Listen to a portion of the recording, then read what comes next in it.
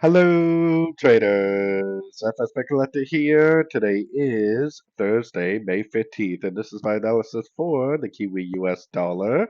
If you haven't done so yet, definitely do check out my free Discord group. It's a link down here in the corner at the end of the video. And make sure to take a look at my website, fxpipcollector.com. Watch the video on my home screen to learn more. So, anyways, the Kiwi dollar made a very strong push up and definitely did give us a break of structure. It definitely looks like a complete ABC correction.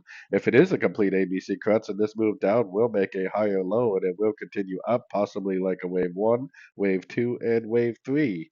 Now, I do not disagree with anybody that thinks that this pullback is potentially not big enough for a like wave two pullback, which is what we think it could be.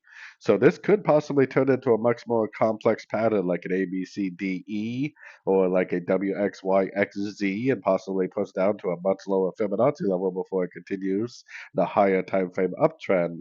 But for me, with this break of structure, I'm definitely looking at this move down as possibly a correction to the last move up.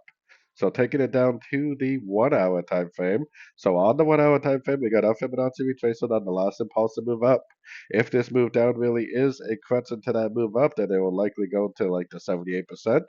Then we'll get a very impulsive turn to the upside, and that would be the evidence I would be looking for the end of a correction, potentially a wave one, a wave two, and then hopefully up for a wave three.